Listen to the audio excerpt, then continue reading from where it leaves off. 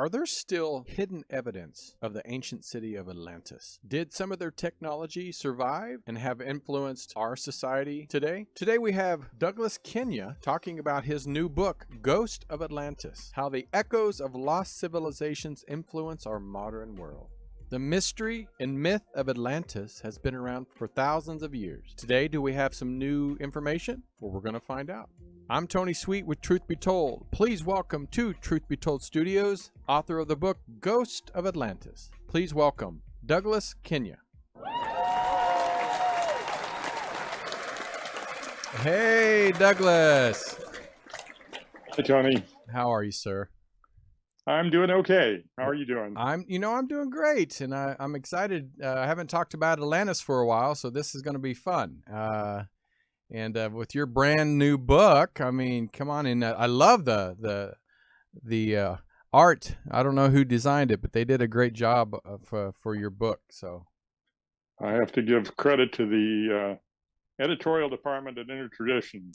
Well, they're great to work with, and always carry some great artists. So make sure you go to intertraditions.com to find out all about all the books there. But Douglas Kenyon's books there. Or let's get started. You've written several other books. Let's just name a few here. We have Forbidden History, Forbidden Religion, Forbidden Science. That one is in Spanish, so I'm not going to do it. But your brand spanking new one is Ghost of Atlantis. Tell us about the book and what inspired you to continue to keep writing about this subject of Atlantis that's been around for thousands of years, and we still can't find a damn thing yet. Or maybe Doug has.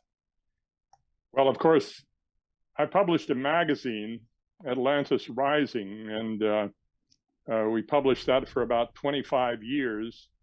And we referred to ancient mysteries, unexplained anomalies, future science as the categories of information we carried. But I always believed that Atlantis represented something much deeper than people realize in the psyche of the people.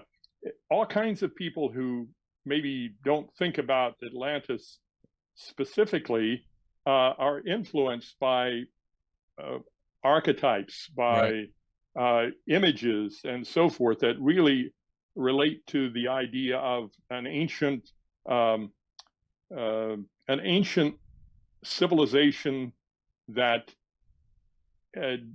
disappeared tragically. I've always kind of referred to the story in in the Titanic, right? Where you have the idea of here's this great ship representing the pinnacle of achievement for that society, and it goes down through a collision with nature, and in a very tragic way, and people are trying to later on are trying to resurrect that memory, and it's that kind of thing that I think that affects us all deeply. I mean, of course,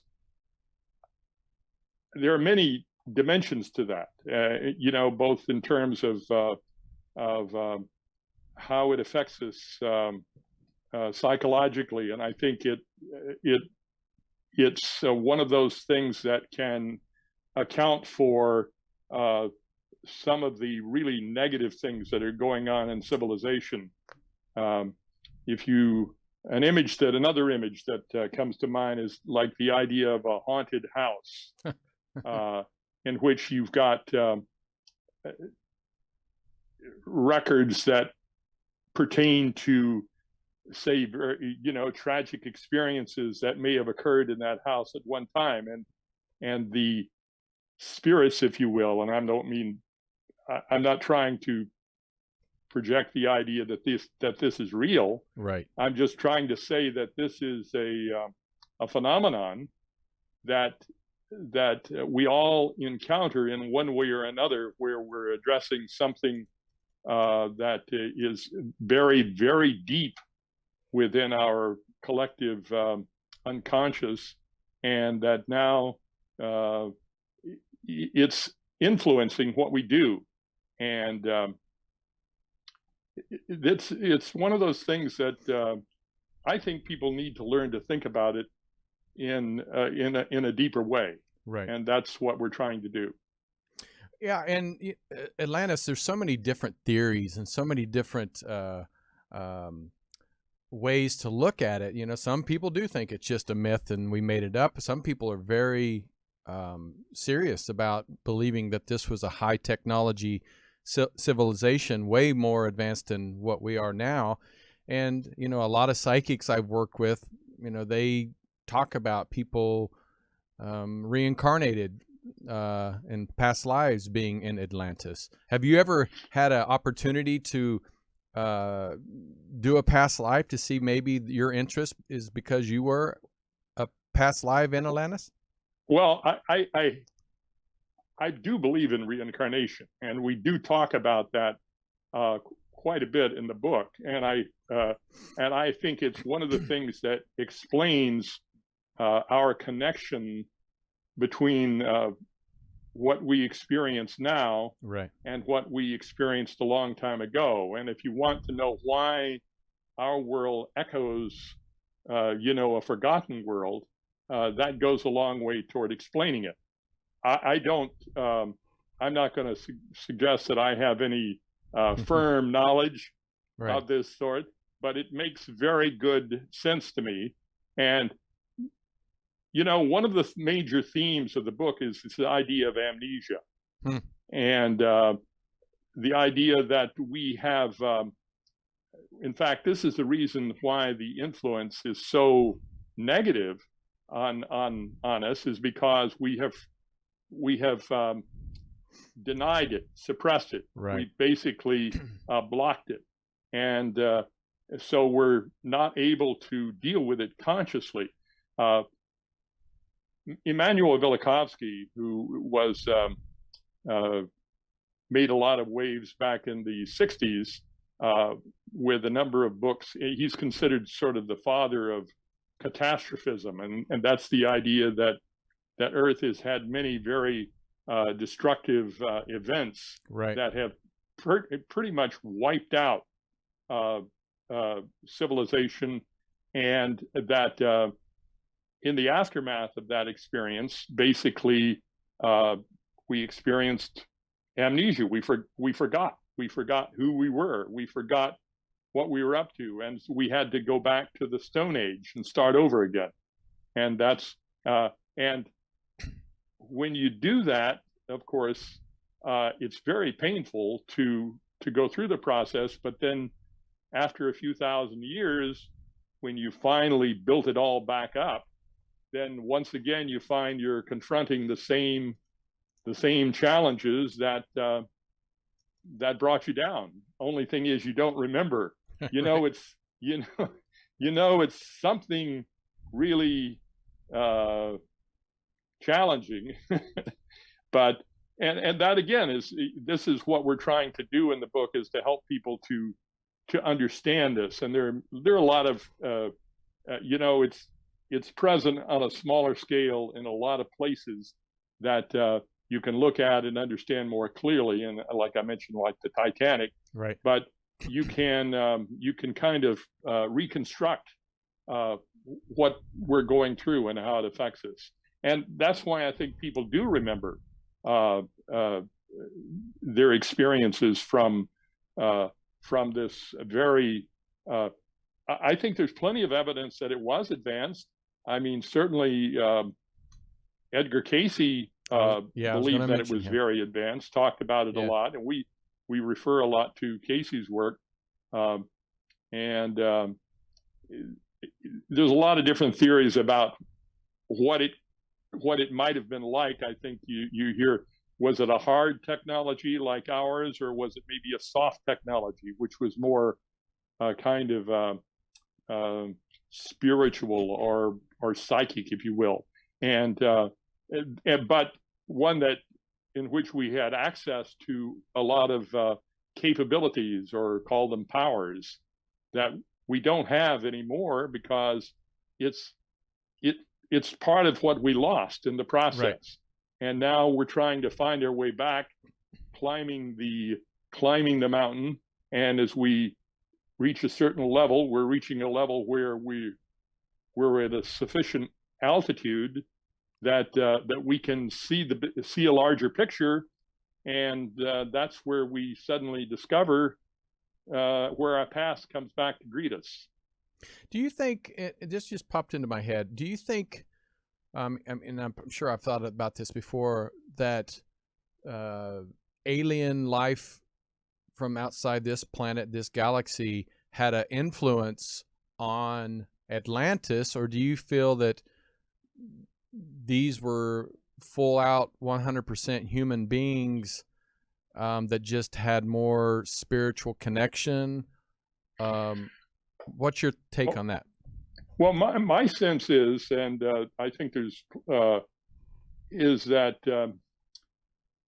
history on this planet is it's like a crossroads of a sort where all kinds of influences intersect, and so you do get maybe extraterrestrial influences and of some sort. I don't know if they're what form they actually take, but I think it's certainly highly possible. And then, of course, you've got our own forgotten history, and there's so many elements that have been lost along the way that putting it all back together again is pretty difficult. But I think that you do have many different factors that help to explain our strange history, and you can't rule any of them out. Yeah, I totally agree with that. And I know in your book you were talking about advanced ancient technology. Do you feel that this technology, if we could find, well, I'll have two questions.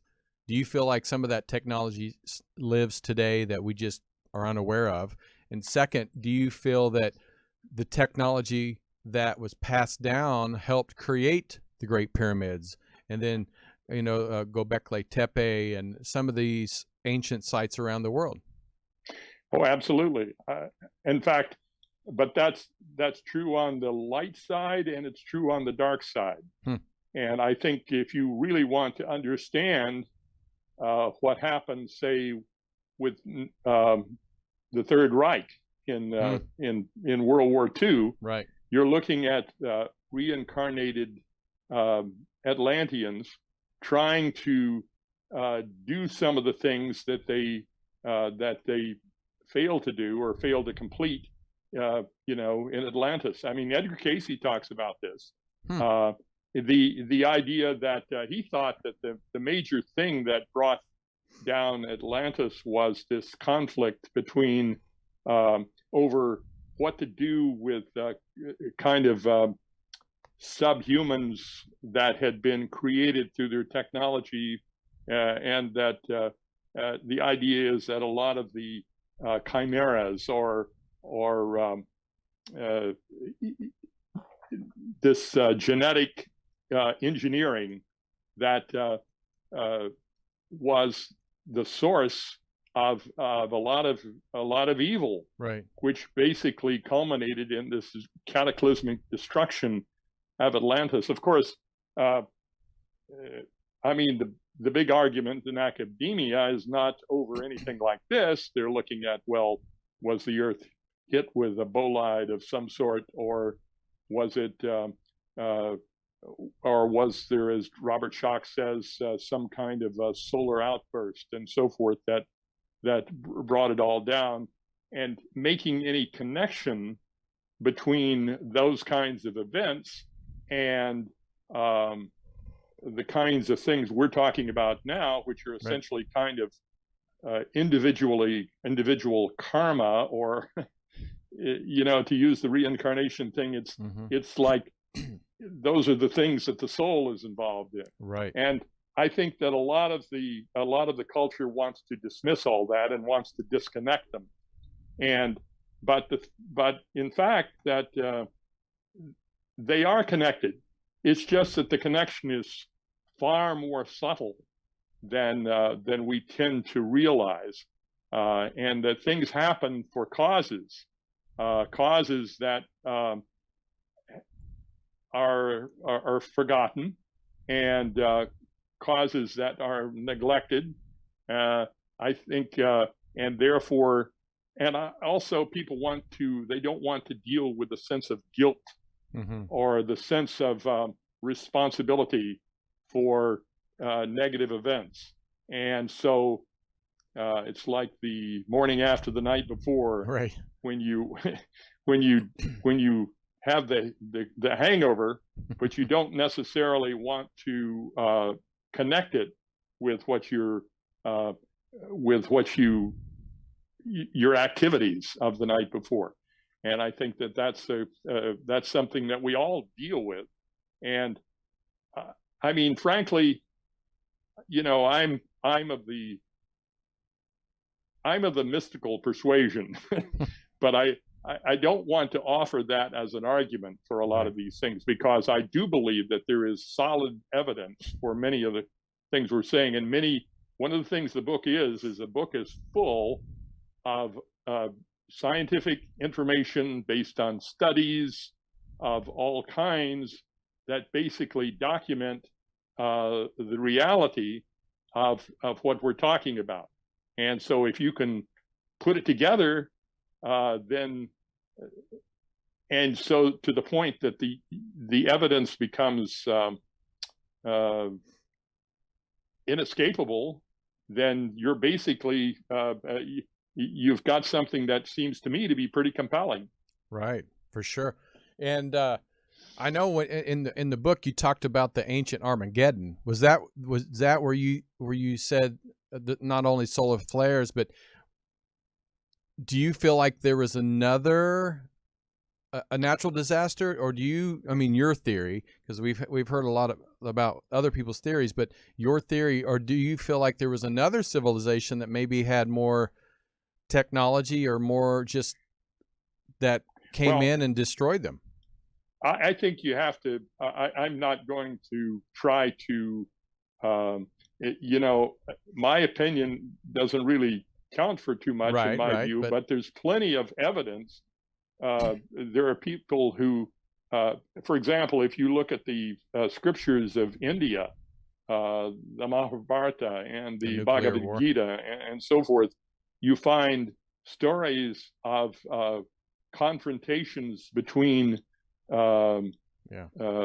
different civilizations that were technological and were highly advanced, and there's evidence that there was I think there's an interesting case that can be made that there was nuclear war. I remember seeing and there's, I mean, I'm not so sure that you can conclude that from, say, some of the artifacts that they found in Mohenjo-Daro that a lot of people like to point to, which is in the Harappan civilization in eastern India and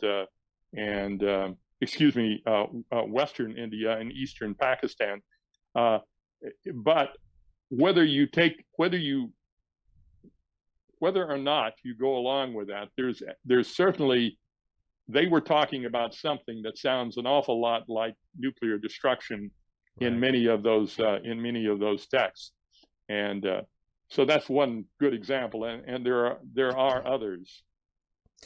Last week we had Brad Olson on, and we were talking about Antarctica. He actually traveled down there. Not too many people, get to travel down to Antarctica.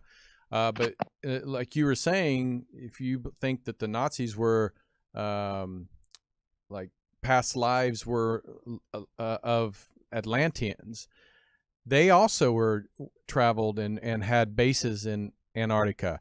And we've heard a lot of stories about, these no-fly zones and, areas that you're not supposed to go to, and potentially Atlantis being one of those areas that is hidden under the ice.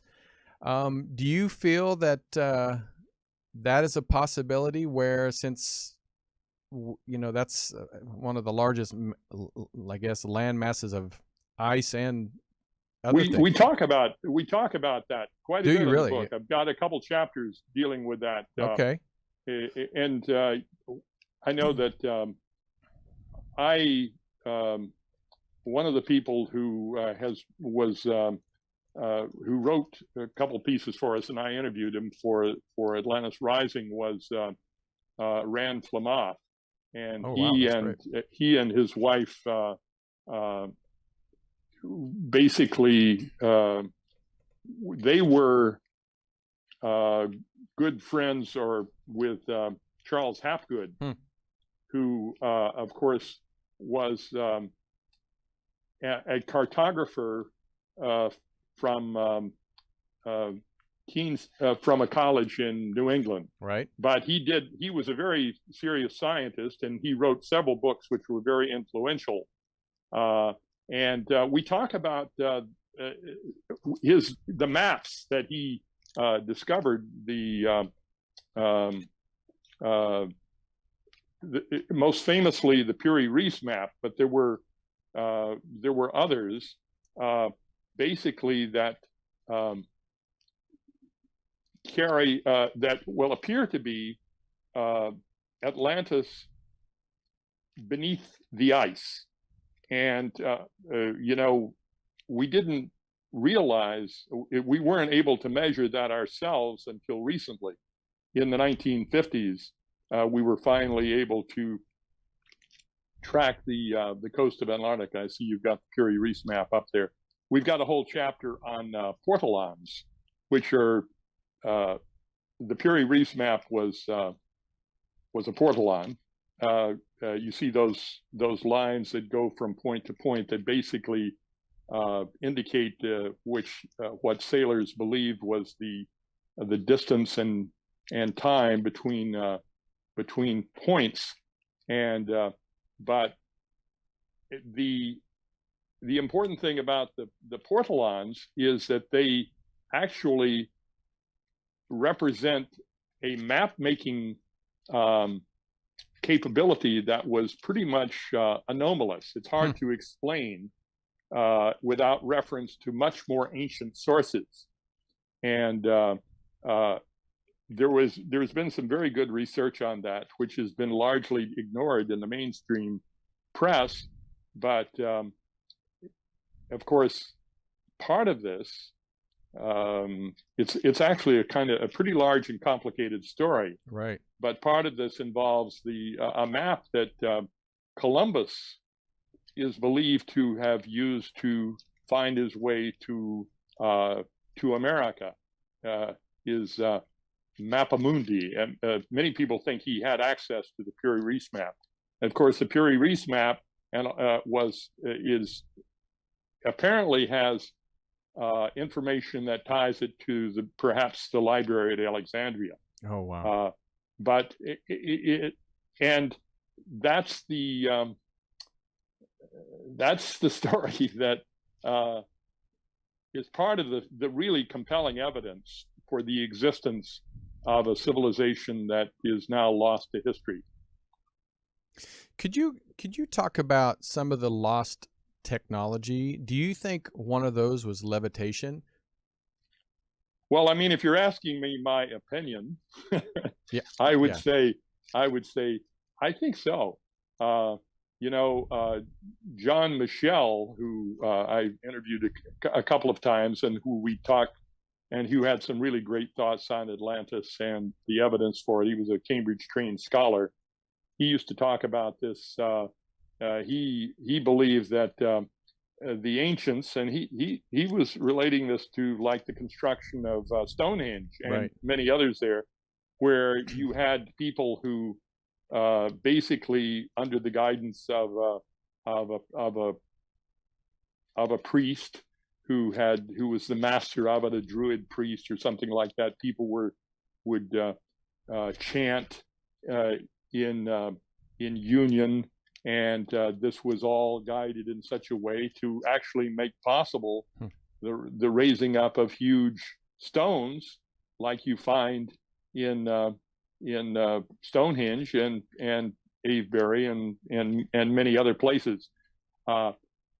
I don't know whether that's so or not, but I do believe that it's easy to believe that they this is part of the idea of a soft technology, a technology that that is essentially it represents a spiritual advancement, and so that they were able to deploy sound, and sound in particular, to be able to do things like move large stones, Right.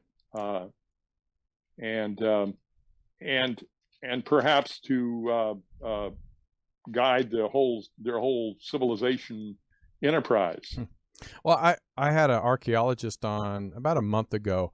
I mean, a lot of the ufologists, they believe, that aliens or extraterrestrials helped Egypt and all these many others build the pyramids and these structures. But he was one that does not believe in UFOs. But he says, we know where the quarries are, where they got the stone.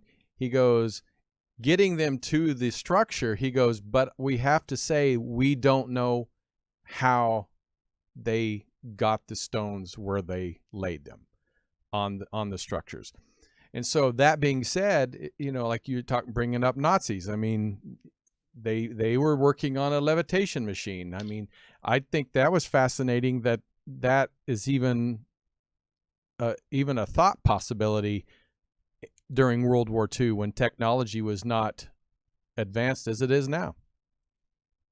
Yeah, I think that the only thing I would say along the lines of what you're saying there is that I think the only problem with a lot of people who are always looking for UFO explanations, right, is that they're not giving sufficient credit to the development of civilization here on this planet. And he said the same thing. Actually, he said the same thing. And there was a lot more was achieved than people realize, and therefore it wasn't necessary. You don't have to go to the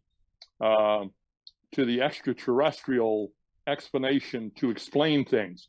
I think that people struggle with the idea of they see our world today as representing this great advancement. And when you start looking at wondering how things happened in the past that we couldn't do now, then what do you say? And and you can say, well, the aliens did it, or right. or you can say, as I tend to believe, that there were very advanced beings who were part of the human race, and who could do things that we cannot even comprehend today. And I think that's really where the hope is. And this makes sense in terms of the connection between all of us, that we're in this family, and we have capabilities that we've lost touch with, that are part of like family capabilities that we need to wake up to, so that this is the key to use an Arthur Clarke phrase, childhood's end. When we want to, we need to mature in terms of our recognition of who we are, and therefore that's where the idea, and that's when you start getting into things like responsibility and continuity between different stages of development. And when you look at it in that perspective, then suddenly the importance of Atlantis looms large. Well, real quick, I want to just promote coming up next month. I'm going to be hosting and, of course, interviewing many of the people from Contact in the Desert. It's going to be June 25th through the 28th. You can go to contactinthedesert.com and get tickets for that. It's a virtual event this year. It's not going to be in person. And as you can see at the bottom of this picture, if you're not watching the video and you're listening to it, it's, there's George Norrie, Linda Moulton Howe, Nick Pope, and Eric Von Daniken. The list goes on and on and on of all the people that are going to be speaking this year. But Our guest today is Douglas Kenyon. He has a book that it just came out called Ghost of Atlantis. We're talking about some technology and some of the spirituality and even just thoughts and people's theories on Atlantis and how they influenced our society today. Well, and I always, at this time, I usually go to our chat room, and we have some people in the chat room, and thank you guys for always tuning in and being a part of the show. And I say, ask questions, and if I think that this would be a question that Douglas might be able to answer, if not, we can move on. But Douglas, you mind taking a few questions from the chat room? Oh, go for it. All right. So we have Joseph. He actually has a couple questions, but we'll start with this one. Let's see. Where'd you go? What, if applicable, were the pre-Adamic people? Do you think that pre-Adam and Eve, do you feel like these might be some of the people that would be Atlanteans, and their culture was influential on the Bible and other? Yeah, we have a chapter in the book on the Bible and Atlantis, and basically there's a lot of, frankly, I think you can find a lot of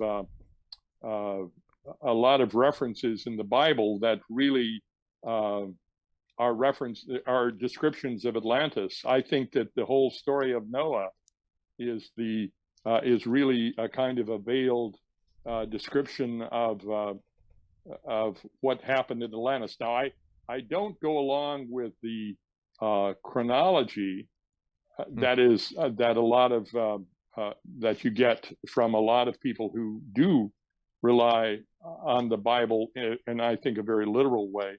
My dad was one of them, but I do think that you have for Atlantis. I think was happened much earlier than people believe. But I think there's any doubt that most of the descriptions of various races that may have existed and that played a role in the early in our civilization was basically following designs and patterns that resulted from Atlantis. I just think that everybody needs to drop back and get a bigger picture. I think that the picture needs to be very, very big. Right. And I think that most people want to make the picture, way too small.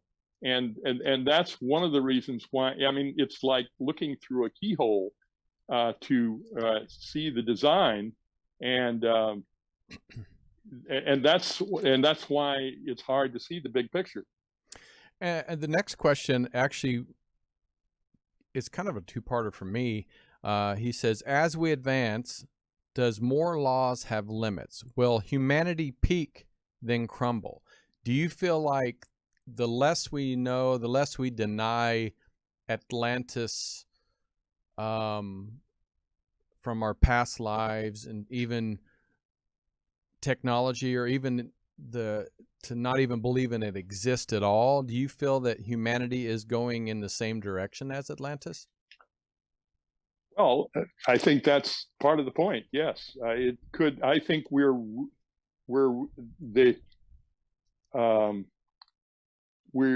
history is cyclical.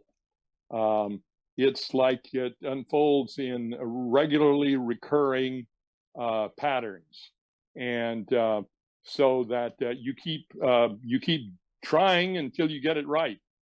Right. And so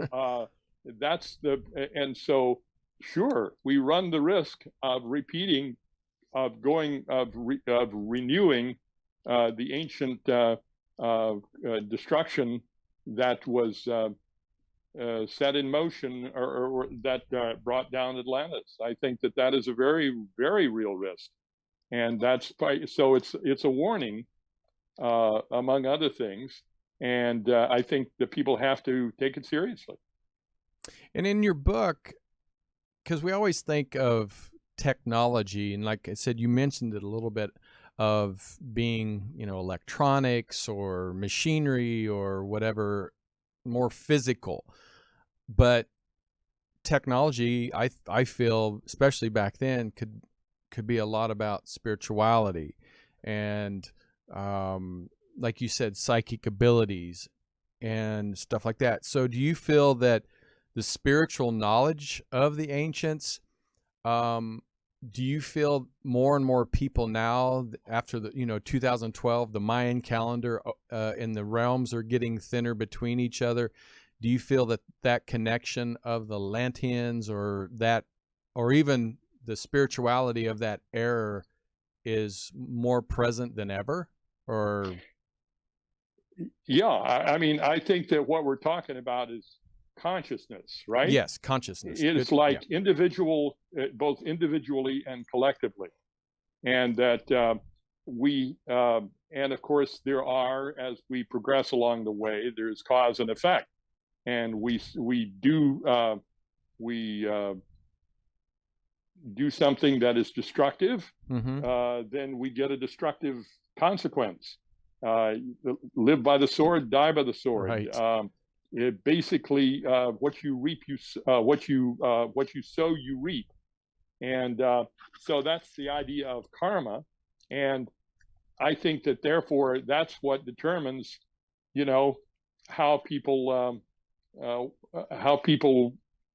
learn and experience. And I think that people are making discoveries of of they're encountering the effects of causes they set in motion now. It's no fun sometimes. I mean, Right. it's not always, and I think that it's the kind of thing that you have to look at what that really means. I mean, you can talk about it casually and dismiss it as a kind of children's fable, or you can look at it as a real phenomenon of cause and effect, and something that that we're dealing with every day. And the most important thing I think to realize about Atlantis is the Atlanteans were us. Mm-hmm. We were the Atlanteans, and so whatever we did now, we've come full circle, and now we find ourselves facing the same challenges. And that's this idea, and so that's the idea of responsibility that you have to look at. It's very complicated. I mean, there's a lot of different implications, and I mean, it has many, many different aspects, but that's the nux of it. Yeah, I never did not believe in past lives, but I remember a psychic that I work with. Her sister was a past life regression therapist. I never believed that I could actually go be regressed back, because I always knew that I had ADD and my mind just constantly goes. But when I finally did a regression, I didn't go back to Atlantis, but I did have a regression, it like a movie that played out. So I find it fascinating when I hear people that go back, because knowing that they've had that experience of Atlantis and being part of a civilization that is so far advanced in so many ways, we don't even know what that advancement was. And I think that's the mystery, and that's what keeps us really interested, because we find civilizations all the time, ruins, and they kind of get lost in the shuffle, other than Egypt and Machu Picchu and stuff like that. But yeah, I think as more people become more spiritual, I believe that this earth will probably get a little more grip on how we're destroying the earth, but greed's always going to be there. So, it's going to be that balance of how we survive.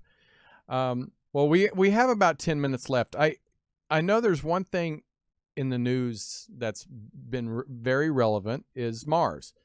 And I know in your book you talked about Earth's connection with Mars, but how does that connect with Atlantis? What's the connection of putting that in your book? Well, I think there's evidence that, when you talk about cosmic history and you talk about influences that may have impacted life on Earth from 10, 12,000 years ago or longer, you have to include things that may have occurred in in terms of the solar system. Mm-hmm. And I think that one of the Immanuel Velikovsky, who wrote Earth in Collision and so forth, and he also wrote Mankind in Amnesia, and many other, a lot of other great works with evidence for all of this, believe that there was this essentially a collision between Earth and he thought that maybe that Venus was actually at one time a comet, and that passed through the solar system and passed very close to Earth, and that this was one of the great destructive effects in our history. But this kind of thinking is part of a lot of esoteric schools of thought. Right. And one of them is this idea that the asteroid belt was basically a product of a collision of a destroyed planet, and that a planet was actually blown up. And excuse me. And that excuse me. Anyway, that's part of what we're talking about. And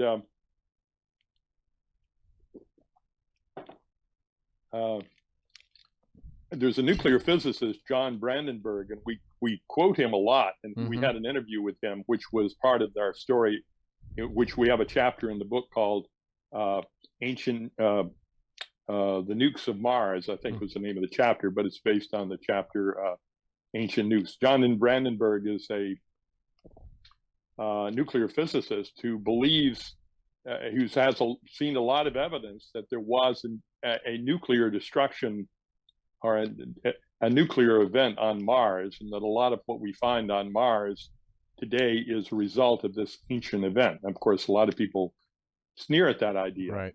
But I think it's something that helps us to understand what we're facing on Earth in terms of possibilities, to realize that perhaps we have a good example of this right in the neighborhood.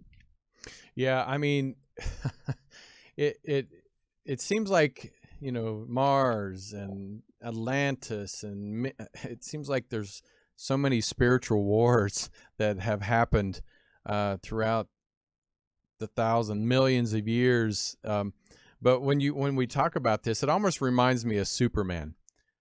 How his planet blows up, his parents send him off into the universe. He just happens to land on Earth. Well, why do you think that stories like this always strike such a chord with people? Right. There's something in them that recognizes that they're connected to it. Of course, they're taught from childhood to basically sneer at all of this and to dismiss it as unreality. But if you really want to discover what the truth of the human psyche is, you're going to have to face the fact that we have the seeds of immortality are planted in us, and we intuitively realize that that's our nature, that's who we are, and we identify with stories and archetypes that express this. Whereas and that's totally at odds with the narrow materialistic view that dominates our society. And but of course, that's to our disadvantage.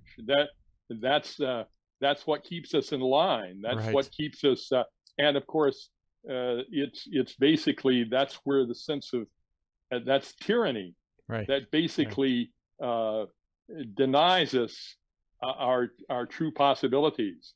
And frankly, conversations like the one we're having right now could get us into a lot of trouble in certain quarters. Oh, yeah. In fact, Sharon in the chat room was, she says, we're now in a spiritual war. It has never been so good and so good. And people that are psychic mediums, remote viewers, etc., are being shut down. And she was asking, do you think that's ever going to improve? Well, frankly, I think I believe free will reigns supreme, and I think that the future is something that is yet to be determined. And I think that basically we have to learn to behave, and if we don't, no telling what we may unleash. I think that there's a lot of we're facing a lot of risk, a lot of danger that we have to look out for. And and that's part of the story that the book is trying to get across, but with a lot of evidence. Well, that's what I love about your work. You definitely are the researcher that brings evidence and not just theories. I mean, there are theories in there, I'm sure too, but people need to get this book, Ghost of Atlantis. And can you tell everybody, because we're almost out of time, can you tell everybody where to pick up your book? Well, you can get it through Amazon, and to wherever books are sold. It's widely distributed. It's available at Barnes and Noble and Books A Million and all the big book chains, and of course Amazon, as I say. And you can get it directly from Inner Traditions too, online if you want. Or it's not actually, if you look for it, it's not hard to find. Oh yeah, you just type it in and type your name and it pops right up. So well, any last words that you can leave our audience of anything that we may have missed out to talk about the book? We talked about a lot, and I appreciate you humoring me. My pleasure. I think it's potentially a positive message. It's one that is encouraging if we can just basically keep our eye on the ball.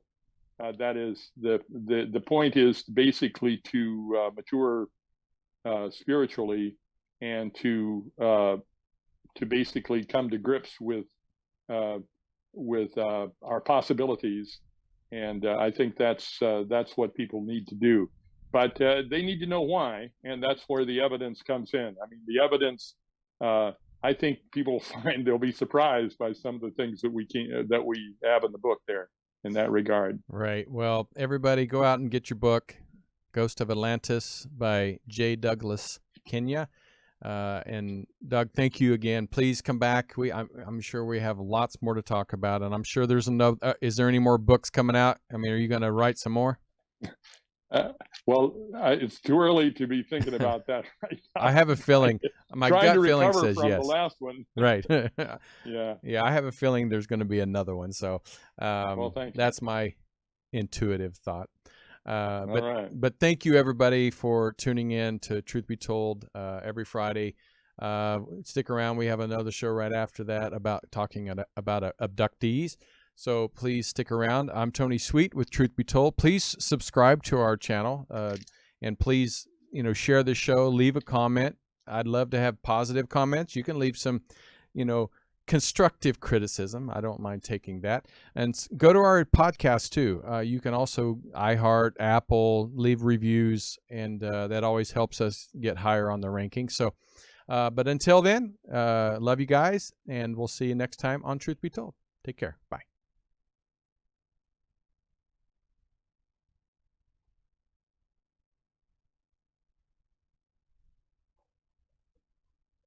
Okay. Thank you so much, Doug. I appreciate it.